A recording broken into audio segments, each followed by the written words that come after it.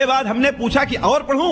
کہ امام مالک نے کہا ہاں پڑھو، یہاں تک کہ چند دنوں کے اندر تقریباً ایک ہفتے میں امام مالک رحمہ اللہ پر ان کی پوری کتاب موطا میں پڑھتا چلا گیا، اور امام مالک رحمہ اللہ ہمارے پڑھنے سے بہت خوش ہوئے۔ اور یہ بات بیان کر دوں کہ امام شافعی رحمہ اللہ کو اللہ تبارک و تعالی نے لغت کے اندر بہت بڑا ملکہ عطا فرمایا تھا، بہت بڑا ملکہ عطا فرمایا تھا، حتیٰ کہ دوسری صدی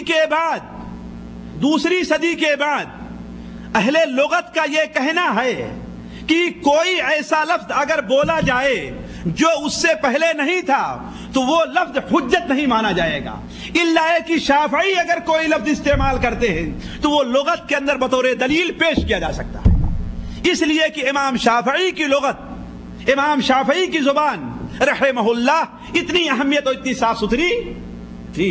اسی لیے امام شافعی رحمہ اللہ بہت بڑے شاعر بھی تھے، بہت بڑے شاعر بھی تھے۔ جیسے آخر میں اگر موقع ملا تو ان کے دو چار شعر میں آپ کو سناؤں گا، لیکن امام شافعی رحمہ اللہ نے شعر کے اندر کبھی مشغول نہیں ہوئے، بلکہ وہ خود بیان فرماتے ہیں کہ ایک بار میں مینا کے اندر چل رہا تھا اور لبید کے بعد اشعار پڑھ رہا تھا۔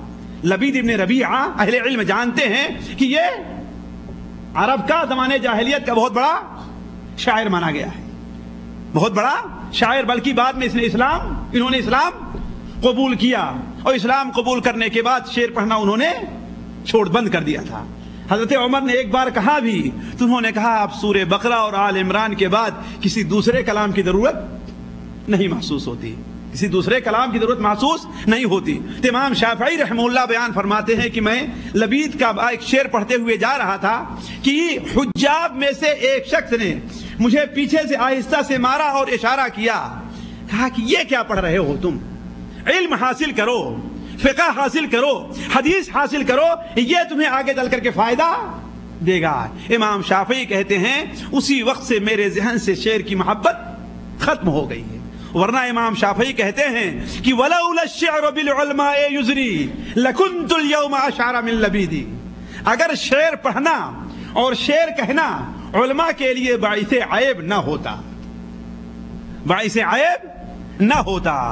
اور سچ ہے ساتھیوں کہ اللہ دوسرے کو نہیں کہتا، مجھے اپنے اوپر بڑا افسوس ہے کہ بچپن میں جتنے اشعار ہم نے یاد کیے اشعار، آج اس کا کیا فائدہ ہے؟ کوئی فائدہ ہے؟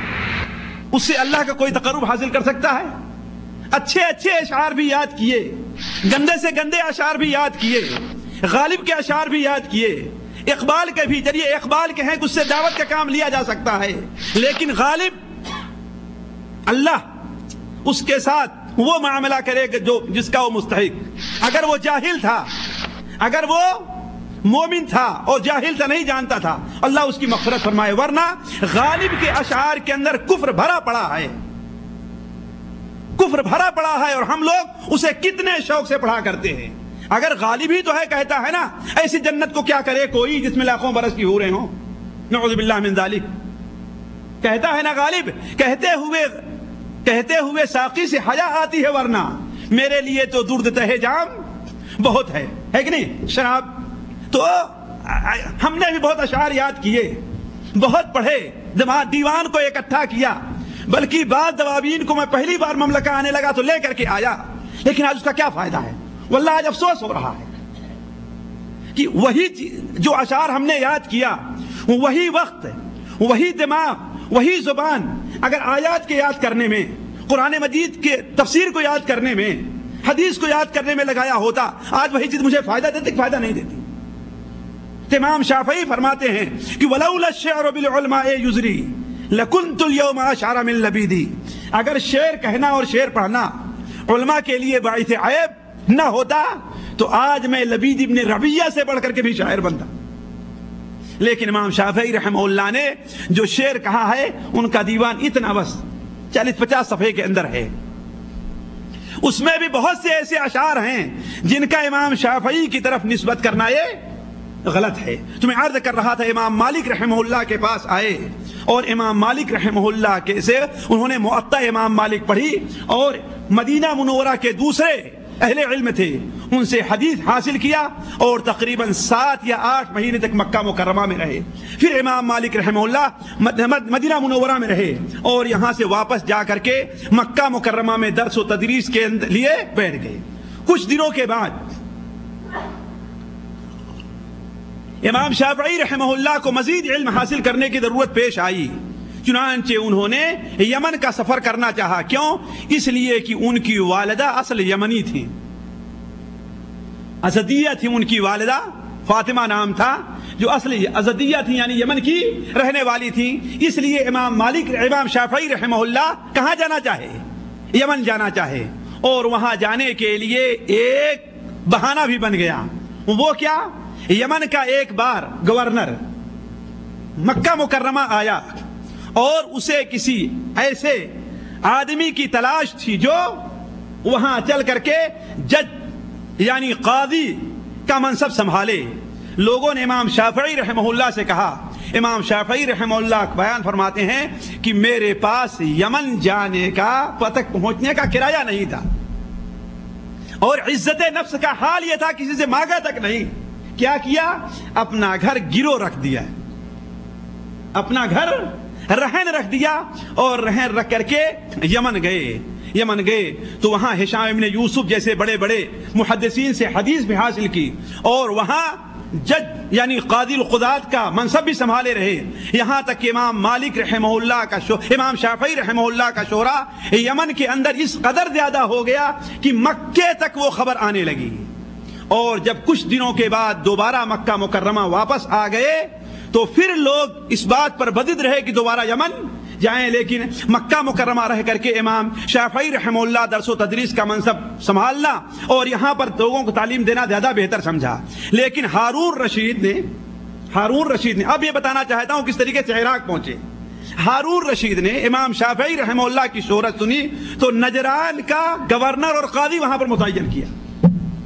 لیکن اس امام کی عقلیت دیکھیے. واللہ امام مالک رحمہ اللہ نے کہا تھا کہ میرے پاس جتنا عقل مند قریشی شافعی کی شکل میں آیا ہے کوئی دوسرا اتنا عقل مند آدمی میرے پاس آیا نہیں ہے. حتیٰ کہ ایک بدعتی، ایک گمراہ، اس وقت کا بڑا عالم، گمراہ اور عالم میں کہہ رہا ہوں، بشر المریسی، جس نے خلق قرآن کا مسئلہ سب سے پہلے چھیڑا تھا. خلق قرآن کا مسئلہ کیا ہے اگلی مجلس کے اندر میں بیان کروں گا. ایک بار امام شافعی رحمہ اللہ کی اس سے بحث ہو گئی.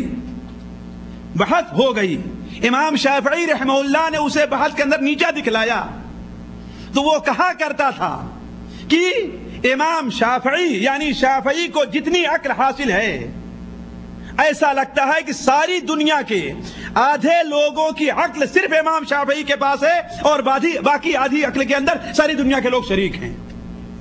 اتنے عقل مند تھے امام شافعی رحمہ اللہ. اس لیے کہ اللہ تبارک و تعالیٰ نے انہیں لوگوں کے جواب اور بدعاتیوں کا رد کرنے کے لیے اللہ تعالیٰ نے پیدا فرمایا تھا. وہ بیان فرماتے ہیں کہ میں یمن میں گیا تو نجران کے لوگوں کی عادت تھی کہ جو حاکم بھی ان کے پاس آتا، جو گورنر آتا، جو قاضی آتا تو اسے کچھ دے دلا کر کے خاموش کر دیتے اور اپنی جائیداد جو جائز ناجائز طور پر قبضہ کر لیا تھا اس کے اوپر قابض رہتے. تو کہا جیسے میں پہنچا تو میرے پاس جائیداد کے مسائل کئی ایک آ گئے. اب میں بڑا پریشان کہ شہر کے لوگوں کو میں جانتا نہیں، کون صادق ہے کون جھوٹ کاذب ہے مجھے کوئی پتہ نہیں. تو ہم نے لوگوں سے کہا کہ ٹھیک ہے تمہارے دعویٰ ہے نا یہ، اس کو یہاں کرائے رکھ دو، البتہ ایسا کرو تم اپنے شہر کے 7 آدمیوں کو لاؤ جن کو تم لوگ سچا سمجھتے ہو. دیکھیے یہ حکمت، جن کو تم لوگ سچا سمجھتے ہو وہ 7 آدمی جس کے بارے میں گواہی دیں گے یہ امانت دار ہے، ان لوگوں کی گواہی مان لی جائے گی، اور جس کے بارے میں گواہی نہیں دیں گے ان کی گواہی رد کر دی جائے گی. چنانچہ وہ لوگ اس کے اوپر راضی ہو گئے اور 7 آدمی اپنے اچھوں میں سے انہوں نے انتخاب کیا 7 آدمیوں کا اور امام شافعی کے پاس لا کر کے بوقت قضا انہیں بیٹھا دیا. امام شافعی رحمہ اللہ بیان کرتے ہیں کہ جو کوئی میرے پاس کوئی قضیہ لے کر کے آتا تو میں پوچھتا تمہارا دعویٰ کیا ہے؟ اچھا اس زمین کے بارے میں کہ یہاں سے یہاں لمبائی میں یہاں سے یہاں تک، چوڑائی میں یہاں سے یہاں تک یہ تمہاری زمین ہے، اس کی دلیل کیا ہے؟ تم سچے ہو؟ ہاں یہ لوگ گواہی دیں گے تم سچے ہو؟ اگر وہ لوگ گواہی دے دیتے کہ ہاں یہ سچا ہے تو میں ان کے حق میں فیصلہ کر دیتا، اور اگر گواہی نہ دیتے تو فیصلہ نہ کرتا۔ اس طریقے سے لوگوں نے دیکھا کہ یہ تو میری بڑی جائیداد ماری جا رہی ہے، کتنے لوگوں کے لیے گواہی دینے کے لیے یہ لوگ تیار ہی نہیں ہیں۔ تو اب انہوں نے کیا کام کیا؟ جب دیکھے کہ ان کی جائیداد ان کے ہاتھ سے نکلتی جا رہی ہے تو وہ کہتے ہیں کہ اصل میں دیکھو یہ میری جائیداد نہیں ہے، یہ ابو جعفر المنصور کی ہے جس کے اوپر ہم قابض ہیں۔ تو امام شافعی رحمہ اللہ اسے بھی نیچے لکھ دیا کرتے کہ چلو یہ جو ہے امام یہ اقرار کر رہا ہے کہ یہ اس کی اپنی جائیداد نہیں بلکہ کس کی ہے؟ حکومت کی ہے، اور جب حکومت کی جائیداد ہوئی تو اس کا مطلب کس کے قبضے میں جانی چاہیے؟ حکومت کے قبضے میں تم سے چھین جانی چاہیے۔ اس طریقے سے جب ان لوگوں نے دیکھا کہ یہ تو بڑا گڑبڑ کر رہا ہے، ہم لوگ کتنی جائیداد چھن جائے گی، تو اب ہارون رشید کے پاس شکایت بھیجنا شروع کیے۔ انہیں شکایتوں میں سے یہ تھا کہ یمن کے اندر اگر آپ اپنا قبضہ مضبوط رکھنا چاہتے ہیں تو شافعی کو یہاں سے ہٹا لو۔ کیوں؟ اس لیے یہ علوی خاندان کی طرف دعوت دے رہا ہے، یعنی اس لیے کہ عباسی حکومت جو قائم ہوئی تھی وہ دو خاندان سے مل کر کے قائم ہوئی تھی، اہل تاریخ جانتے ہیں، علوی خاندان سے مل کر کے اور عباسی خاندان سے مل کر کے، علوی خاندان سے اور عباسی خاندان سے۔ لیکن ابو العباس صفا نے جب قبضہ کر لیا تو علویوں کو پیچھے ڈھکیل دیا، بلکہ انہیں پکڑنا، قتل کرنا اور انہیں جیل میں ڈالنا شروع کر دیا۔ تو ان لوگوں نے کیا تہمت لگائی کہ اگر تم چاہتے ہو کہ یمن پر تمہارا قبضہ مضبوط رہے تو شافعی کو یہاں سے ہٹاؤ، ورنہ یہ علوی خاندان طرف دعوت دے رہا ہے لوگوں کی۔ اب ظاہر بات ہے حاکموں، جہاں حاکم عقل مند ہوتا ہے وہیں پر حاکم بہت بڑا بیوقوف رہا کرتا ہے، اس لیے کہ وہ بسا اوقات اپنی عقل سے فیصلہ نہیں کرتا، نہ سوچتا ہے۔ اسے یہ خبر مل گئی کہ ہاں بھائی فلاں آدمی ہمارے خلاف ہے، پھر وہ یہ نہیں سوچتا حق کیا ہے باطل کیا ہے، چنانچہ حکم ہوا اور 8-10 آدمیوں کے ساتھ پکڑ کر کے امام شافعی بھی بغداد پہنچ گئے۔ امام شافعی بھی